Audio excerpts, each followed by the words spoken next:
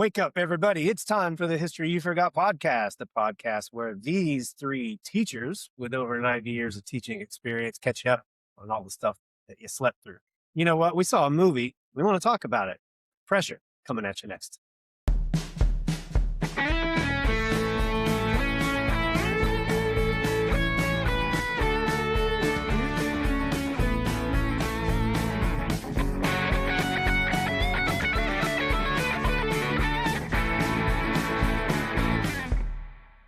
I'm Jason Schmoida. I'm Jeff Breedlove. And I'm Jason Jones.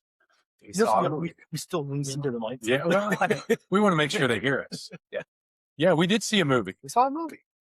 It was a great movie. It was a good movie. It was a very educational movie. It was a good movie. Yeah. I thought it was good. Yeah. But we talked about it for a while, that it would be fun to, there's so many history movies out there, right? But this one's new. And it's only been out for a couple of weeks, and thought it might be a good time to go see that. And I don't know. Yeah, and then the previews, there's a whole bunch coming. Yeah. History movies. I mean, there's Yes. like clearly on the front. Yeah. Well, the movie was called Pressure, and it was about 72 hours before D-Day started. The decisions that General Eisenhower, along with his team of military officials and meteorologists, which is fascinating part of the decision making. And I just totally realized there's a play on the word pressure Yeah. Yes. when you just said High and low pressure. I was just gonna say. Absolutely. System. Yeah. and that actually plays a part in the movie. It does. It So does. that's wild. Okay. Yeah. Very Well, so let's introduce the drink. The drink is called the Transfusion.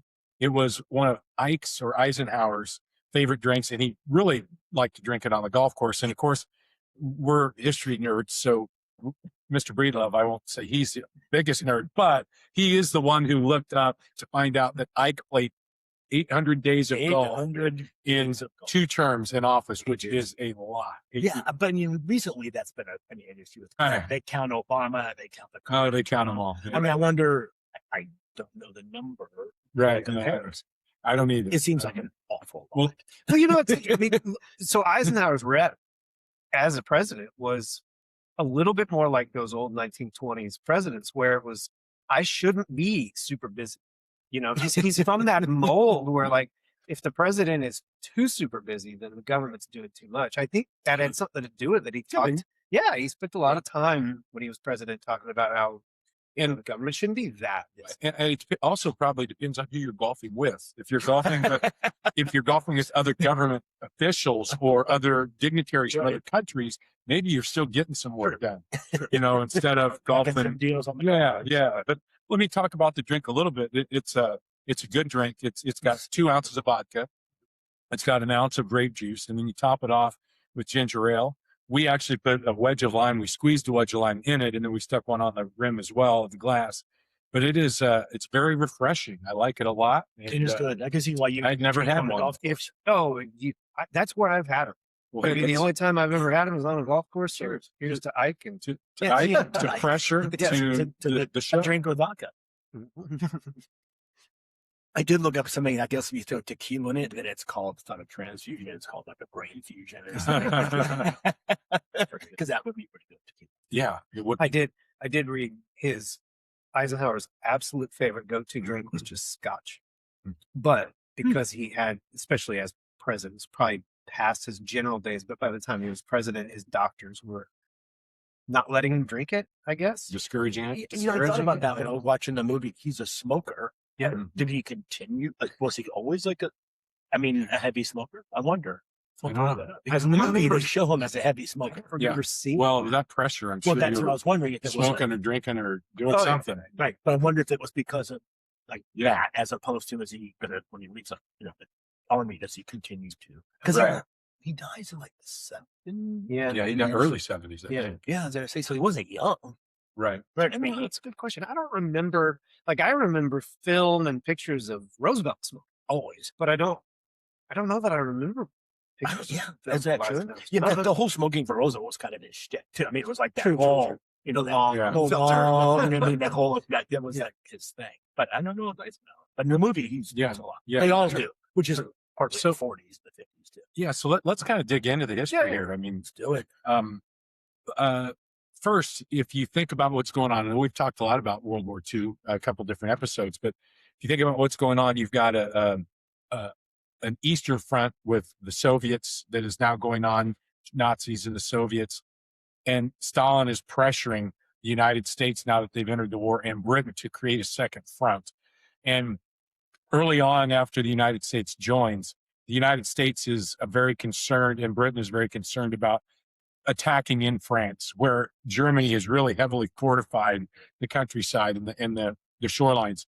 So the first attempt is to go into North Africa. And I know we probably talked about this a little bit. We talked about the Desert Fox, Right. you know, Erwin Rommel and And Montgomery. and Montgomery, Yeah.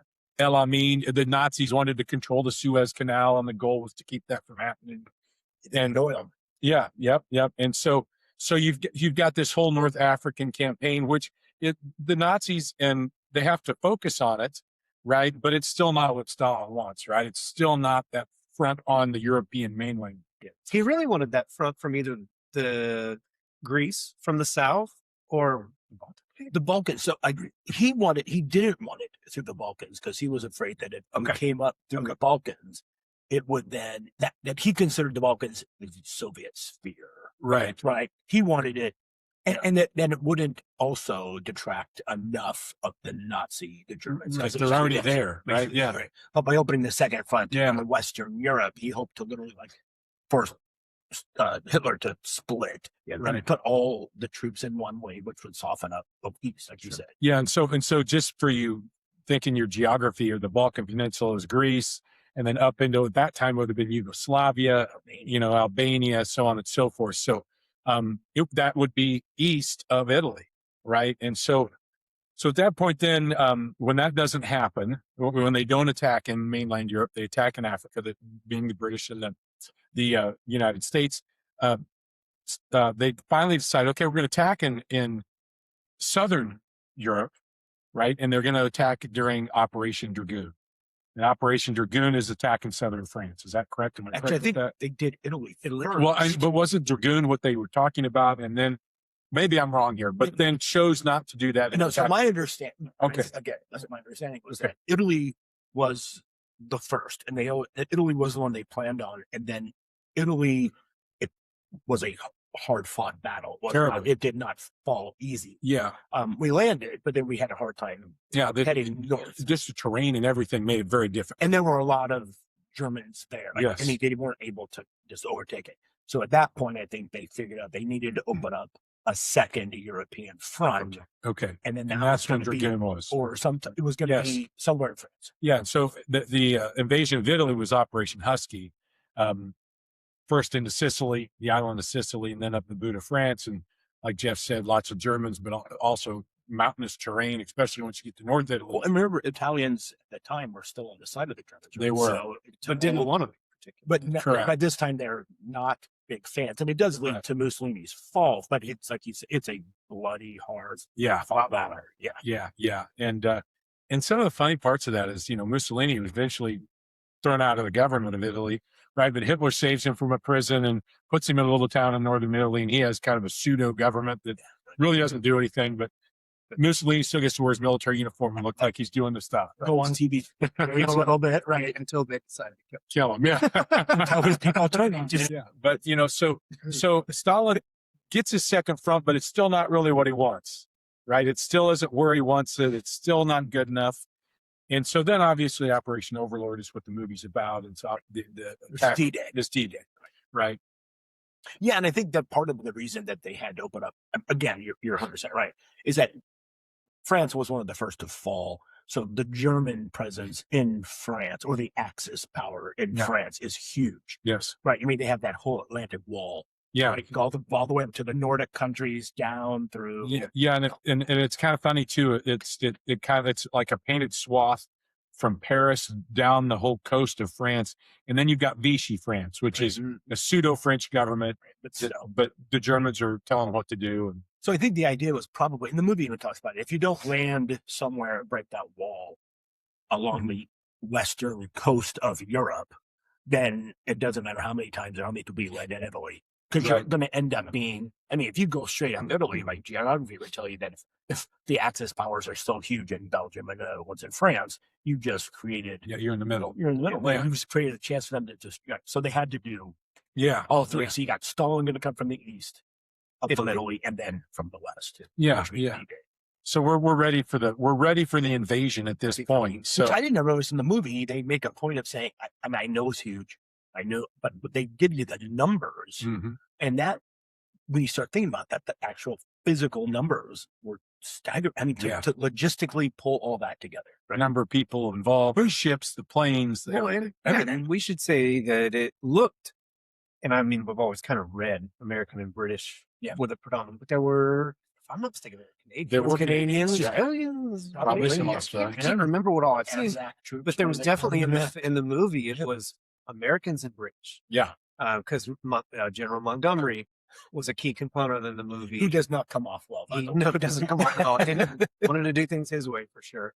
But it's stupid. I just think that was really interesting. It wasn't all American, and it certainly wasn't all British. It was definitely a joint effort between the two of us. It does. I did get the sense that Eisenhower was in charge of it. Yeah. Yeah, I don't think he's just is he the Allied commander at I that think he is. point? Yes. Is he at that Okay, point? or is I he think- just yeah. head of the U.S. forces? But I know at one time when they Because he made the final decision on absolutely, and when the Allies do land in France, there is a question about who should then lead the entire Allied force. That the Right. idea is that since the majority of at that time troops are American, that it should be Eisenhower and not Montgomery or somebody else, because it'd be hard for all the American soldiers to take command from a non-American Yeah. leader. So Eisenhower, I mean, and he qualified clearly for it, but yeah. Well, you guys correct me here, but let's talk a little bit about the movie, and Yeah, some sure. of the decision making that's going on. Yeah. So Eisenhower has a meteorologist. What was his name, guys? Crick. Yeah. American, Yeah. Well, he, yes. he had forecasted the weather correctly in North Africa and some other places. Hollywood, on with the wind. Yeah, right. Yeah, And- that's right. but Eisenhower had a lot of faith in him, and he used a lot of historical charts and graphs. I to did try- not realize that's how they did. That was old school. What? Yeah, that was old school. I didn't know that either. Except, again, maybe that's the biggest nerd. Research shows that some of the models they use now, Yeah. like the their AI uses old models to predict. So it's not all that different. Like Yeah. you go back to every single, June 15th or whatever. Now, I'll be a nerd here for a minute. So I'm a weather, you're I'm a a weather weather guy. guy. Yes, there you go. Right. And so right now, over the last, 8 years, we'll say, there's been a huge cut to the National Weather Service funding. And so we have seen weather forecasting that is not as precise, maybe. And if you look at some of the things that have happened where people have gotten hurt in the last couple of years, a lot of the times it's because some of the offices, normally they're open 24 hours and they don't have the funding to stay open. Oh, that was like some Now- Texas flood. Yeah, and it's not that some alerts weren't sent out. And I don't want to blame the weather service, right? That's not what I'm trying to do.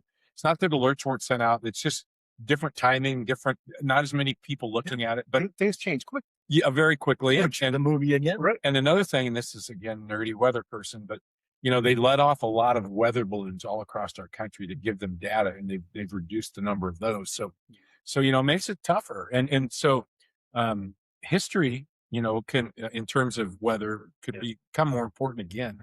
Yeah, which I think I did not realize that so much of the weather prediction at that time was literally done. I mean, they show in the movie, but June 5th, 1927, June Yeah. 5th, 1932. I mean, they're really basing it on what happened in this series of years previous. Yeah. So Eisenhower's got his guy, but Churchill has a guy. Yeah. And Churchill's guy ends up being the lead meteorologist for the team.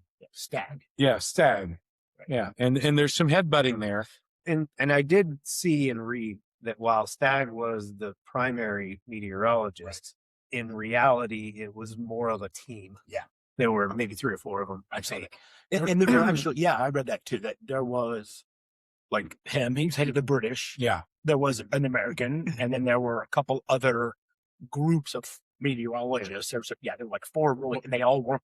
Which I guess was but then you why, but it wasn't. then you they wouldn't have weren't. They to- weren't highlighted. And you wouldn't have had the tension. That Well, yeah, was right, part of the right, right. movie. The movie created tension with the American and the Brit because Well, even the way They they disagreed on how. yeah, even the way they set up, he's your stereotypical Scottish, Yeah. right? You know, at the beginning, who you do not like him. No, Right. Yeah, he's Snobby. snobby, Yeah. staid, doesn't have tolerance for anything, and the Americans are hammering away at a piano. Yeah, they're having and fun. singing, Yeah. and having a good time. Right, so the setup of the sort of conservative Brit and the all happy-go-lucky American was the Right. basis of that. Right. Too. Right, but but the end of it you do. But yeah, Stagg is, and the other thing I think historically, right, is that not only was it more of the contentiousness wasn't there, is that he had actually been in charge of that group for about a year previously to D-Day. So it wasn't like Interesting. where Churchill calls him out of nowhere and says, And that's "Hey, how you the got movie. you got to use this guy." And Eisenhower's like, who he had met with Eisenhower multiple times already. I mean, they are already had Yeah. a relationship Yeah. beforehand. That's interesting too. But yeah. but again, Yeah. then you don't have. But the basis of the movie isn't the relationship, so that you Right. can let that go. The basis is the actual. You got to have a little 72 hours. Hollywood, Yeah. drama. Oh yeah, there's Well, and even as a history nerd, at the beginning of the movie, right, they keep talking about D-Day, June 5th, D-Day, June 5th. And I had to keep going like, wait a minute, D-Day's June 6th. Yeah. Oh, so there's the movie, right? Right, and they established that pretty quick. They did. So I have to admit, like when I was watching just 10 minutes into the movie, I was like, all right, so it's set up for June 5th. There's going to be a weather thing, and we do it June 6th. What's the big deal? But it unfolds, obviously, it's a little more complex than that. Well, yeah, and It's an 18. All right, I could go now. Okay, it's like, I'm doing this. Put all my money back. take the popcorn back. Right, Yeah. right. Titanic. You know what's going to happen. Exactly. Just 3 hours ahead. But the way it unfolded was interesting. It was. Well, and in the meeting with all the generals and Eisenhower and the weather guys, remember there was all that tension because they were so afraid that the Germans were going to find out what was happening. So maybe one of you guys, asked these people. well, guys, what was the practice run that was so horrible called again? Yeah, so they start the movie with that. It's Tiger. Exercise Tiger, which was I guess a trial run, Practice, right? and it was a disaster, like a complete disaster. And this was months before, right? I mean, April or Yeah, something. like- Yeah. They knew D-Day was imminent. They didn't know when, and they went on Yeah. the trial run. Well, and what's crazy about it is that so Eisenhower wanted these were all new recruits to Europe. Right.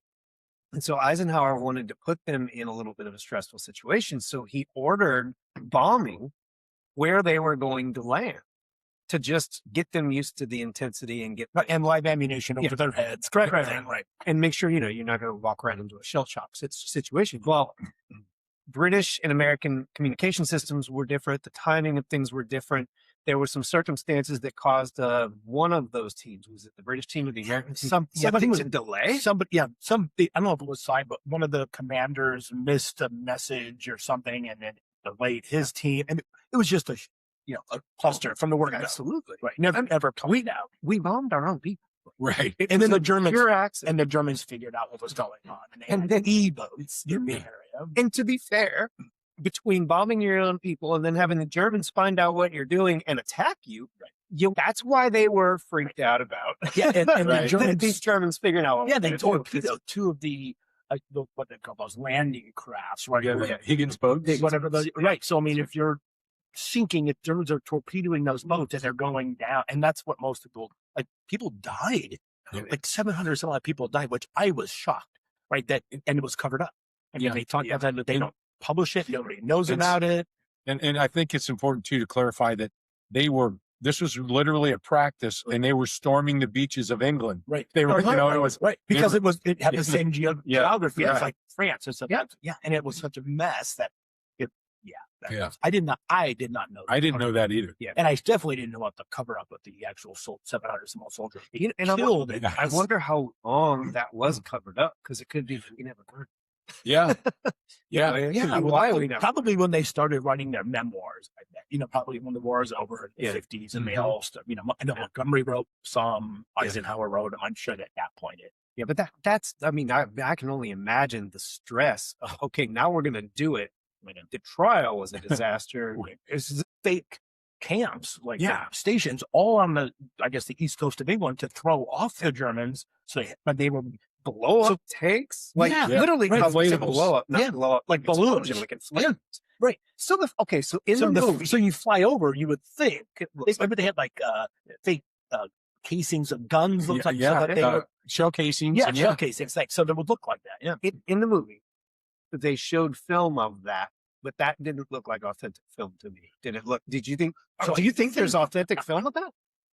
I'd be love to see. I've got a book be on one. it. I've got to find it. I'll bring it. Oh, yeah, sometime. yeah, I've got a I've seen book that. on these inflatable. Oh no. Yeah, I mean, this was real. I think it was when I read about the movie too. A lot of the footage they used, he didn't want to, and again, right, because it's D-Day, he did not want to gather comparisons between, like, Saving Private Ryan and some of these, which you cannot outdo the first 20 minutes of a movie in terms of what D-Day was Right. like.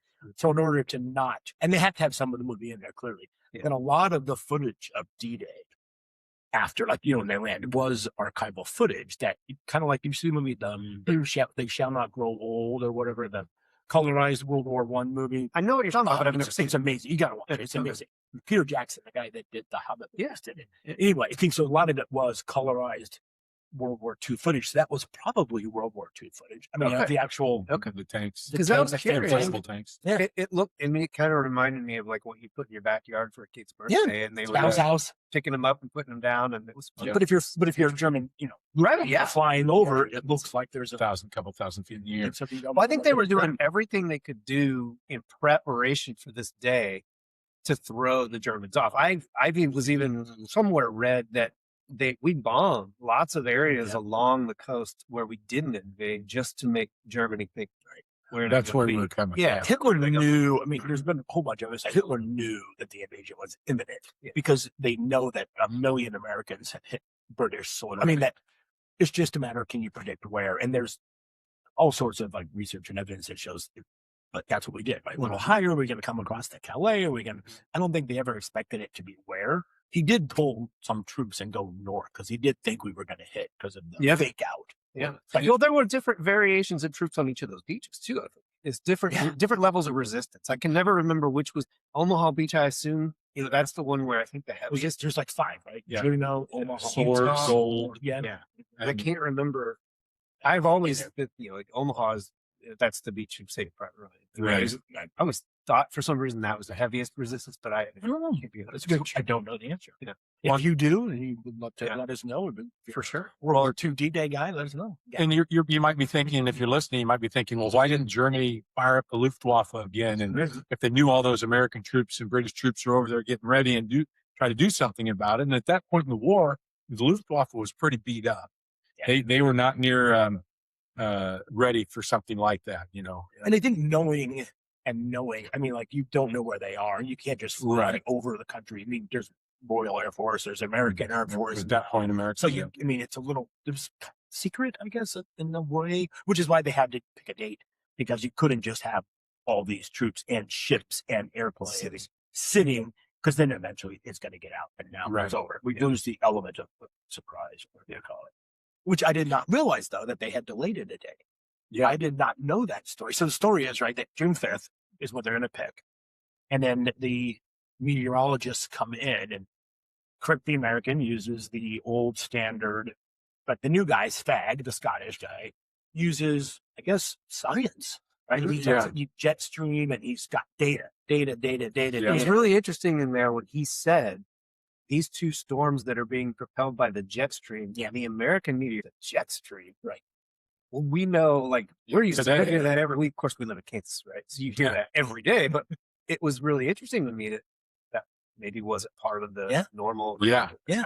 And they showed, like you just said, they showed all the weather balloons, and they had hundreds of them, like regular people Yep. set them up Yep. and gathered the data and called it in, basically, like, here's what we see. Yep. Yeah. Yep. And so, so the two storms, he kept talking about these two storms that were going to be drugged through the area by the jet stream. And the American felt like it was going to be a sunny day, and he was telling the team to go to attack on the 5th. And Stag was saying, no, these are going to be here.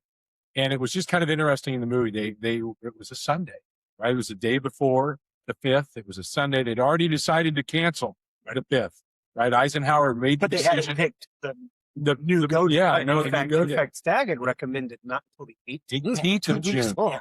And of course, with the fear of been caught or found out. They that they didn't want to do that, but they happened to be sitting in church, and I thought that was interesting too, because not that they were all in church, but at least the way they were portrayed, man, all those generals were belting the hymn out.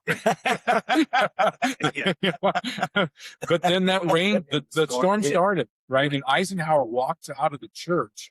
Whether that's true or not, I don't know. But walks out there, and Stagg is standing out in the rain, like, "Oh, thank God!" Well, even people, because even people got that morning, And it was sunshine. Yeah, and he's like, "It's long," right. And, But which I think is, and again, being in Kansas, right? We're used to having that talk about Oh, yeah. right? The weathermen do their best, but yeah, it's they're tough. never quite right. But that was a pretty. Yeah, You had to really go out on a limb, and he did. He basically had to put his career on the line to deny all of these generals the day they won it. I mean, it was one guy literally who made the call. and during the movie, to add suspense, remember, guys, they said that the hospital his pregnant wife is in Which had is been not bombed. true, I guess. Which Jeff looked up, and that's not true. Which, so that's some of that Hollywood spin, right? But I think it made you. I think at that point in the movie, your thoughts about the character had begun to shift a little bit. Yeah. Right? He wasn't such. I think they were trying to get you to like him. Right. You know, he's a man of character and science, and then all of a sudden now he's human because his Right. wife is. You know, There was a lot behind that too, because Eisenhower's let's see, what was her name? Summersby was She was adamant his about, personal assistant. I can go check on his wife and the baby. I can go check and see if they're okay. And I was like, no, I need you here. And there's that whole thing. Didn't happen. Didn't happen. But, yeah, But again, you got to bring the audience up to some level. Well, I This is think what what it it's like. did too is there has been all sorts of speculation about the relationship between Right, Eisenhower and Kay Summersby, who was his assistant, or I guess his aide, for like 3 years. Yeah. I mean, he even got her American citizenship. So when war ended, she came to the States, not necessarily with him, but Right. I mean, but they were together a lot, and so there's all sorts of speculation Well, that there possibly had been a.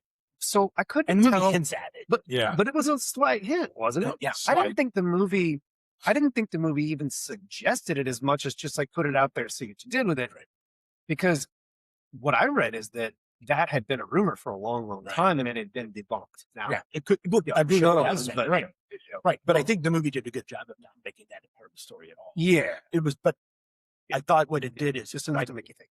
in the relationship between the two. I mean, she does try on a very personal level in the movie to humanize the situation, and Eisenhower pull him out of his head in terms of the decision. And that, I think, was her role, which is the Yeah. only hint they give that she's able to pick up and walk into his room anytime she wants to. Right. Have that. That's true. Right. The other interesting piece, and I hope I'm not going too fast here, but you know, here you've got this guy who's told Eisenhower and the team not to go.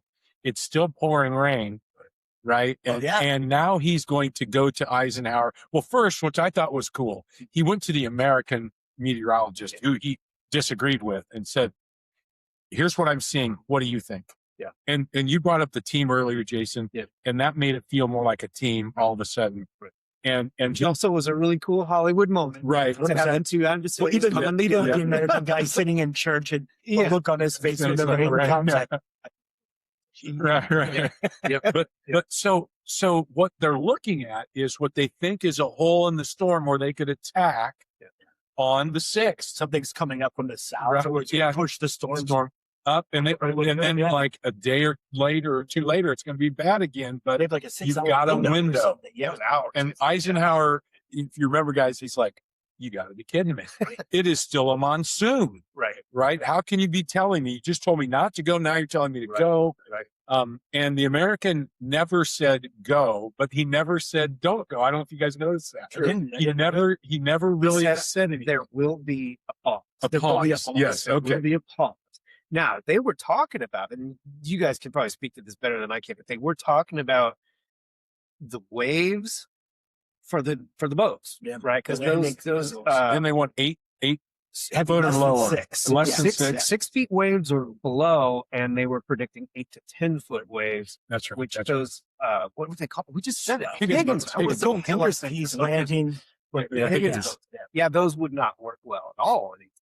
Well, because you jump overboard. And so the Sick. yeah, so the Yeah. idea is with a gap in the storm, it would bring the waves down to a manageable level, but only for Yeah. Well, I think they said the cloud cover was going to be too low, so yeah, the aircraft so- couldn't bomb, and Yeah. the paratroopers couldn't land. And, So, right. so again, okay, just a little more nerdiness Go here. with it. But so if you think about in flying in the United States today, you have visual flight rules, VFR, IFR, instrument flight rules.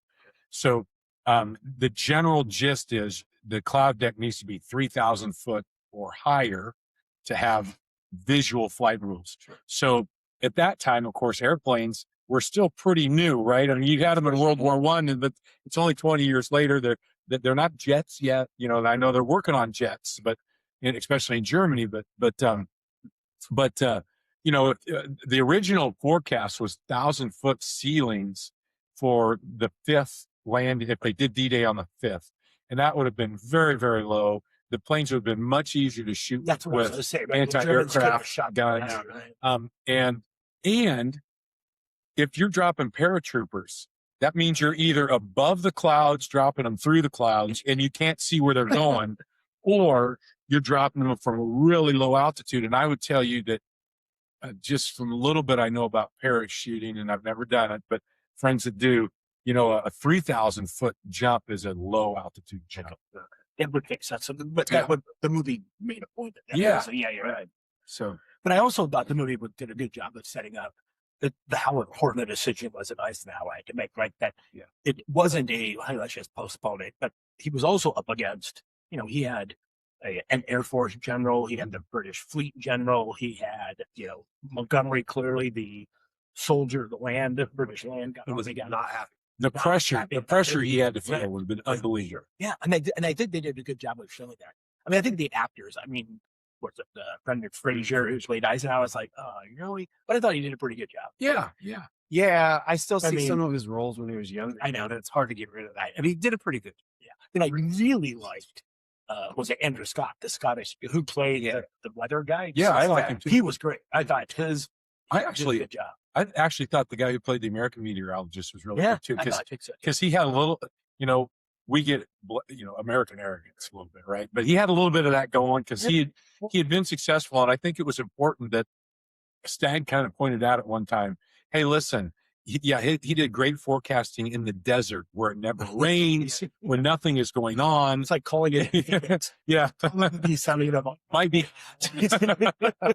It just makes sound silly. It's a casting, It's a dry heat. but I think the guy that played, what's the American guy? I just lost Crick. The guy that played Crick. He just has that classic 1940s He does. look. Yes. He just looked like, Yeah. you know, if you made a cartoon of 1940s characters, he'd look like him. Right.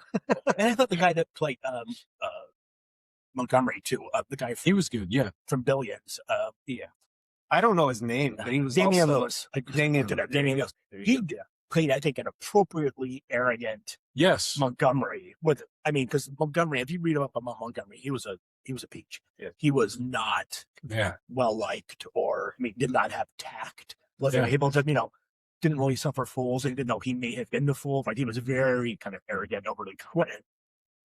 The other thing that I thought was really interesting about the movie was all of the generals, including Eisenhower, sitting in the room listening, right? If we think like today, we think about like Obama or Trump or Bush sitting in the situation room, whatever they call it, and they're actually watching, because they've got body cams on and whatnot. But these guys are listening and trying to determine how well it's going. Right. And they're trying to radio back and forth. Yeah. And With people to switchboard. yeah, Just taking messages, right? yeah, and the excitement of that they finally had established the beachhead, it was fascinating. My question, and I don't know the answer. You may, because you're too sure how more than I do.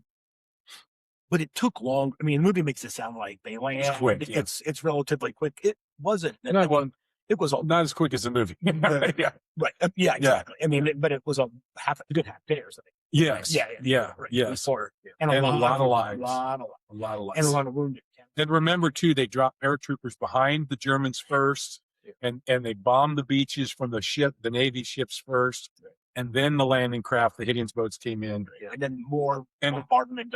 Right. And I think if you learn from history, right, World War I, when they went over the top and ran through no man's land, they first had just bombed the heck out of the other trenches with generally little success.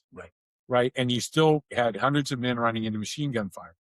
They bombed the German forces in those big cement bunkers with generally little success. Right. Because those guys ran into machine gun fire on those beaches. What's crazy is that, and I think we talked about this when we did World War II, but once the landing took place and they reached checkpoints, Italy was what, a year and a half, 3 months before France, Belgium, parts of the Netherlands, if I'm not mistaken, were all liberated. I It think was like quick. I read that after D-Day, there's a whole, I mean, the plan is what the invasion of Normandy. D-Day is just like the landing. But the invasion of Normandy was a 90-day plan. That's what they thought it was going to be. It didn't necessarily go as well or as quickly throughout parts. Like the Battle of the Bulge will happen at the end there. The Germans will eventually, push back. But yeah, it was, I think at that point in the war, first of all, the Americans are going to add such a level of they're not tired. They're new to the front. They're a lot of them are recruits. They haven't been for 4 years fighting war. So they're, better. And there's a lot more of them now. Right. And the Germans are exhausted and they've been doing, everybody, the war's been going on for almost 5 years. Right. And they've got the majority of a generation already gone. They're throwing young people and old people in uniform. The other one thing I want to go back and make sure we say, because we talked about that hole in the weather system. Obviously the 6th, the hole happened and they chose to go. Like it mattered. And they chose while it was still raining, at least in the movie. Right. And so I want probably pretty real. It's probably pretty real. But I just wanted to say that because I think it's important that we mentioned that they were right. The meteorologists were right. So there's an anecdote, I guess, years and years later, someone's asking Eisenhower about, did you see this, Dick? And he's like, how'd you do it? What was the advantage? And he's literally said, he goes, we had better meteorologists than the Germans. I mean, that was because that is a gap. And even in the movie, I thought he did a good job is when they were trying to decide to take advantage of a gap. Is it really enough of a gap? And the Stag, had it, it's true or not, said, the Germans won't be ready for it because they won't see the opening. And they're going to assume that the storms are going to hit and we're not coming if there's storms. But like the gap is going to give us just enough time, just enough of a surprise that Germans won't expect it. It'd be interesting. It's probably true. Yeah, but it is. Makes all kinds of sense. And I know that the English Channel is not very wide and the difference, but it'd be interesting. And I don't know that we'd ever know, but did the ships and the planes almost follow that storm into France, right? As that storm went through the northern part of France, that was it not literal, but close. It would have been pretty close, I would think. Well, I think it's the point was like England being the Western Europe and Northern Europe. I mean, it's hard to predict the weather there simply because of its geographic location. I'm teaching geography forever. You would know that it's not North Africa. Right. It's, it's harder to predict it here than it in Kansas City than it is in Phoenix or Palm Desert. Sure. Same kind of concept. Right? Well, just they did a good job of explaining. The North Atlantic and the North Sea and all of that up there is always so, churning and, All right. So let's just get down to it. So did you like the movie? I did. I liked the movie. I thought it was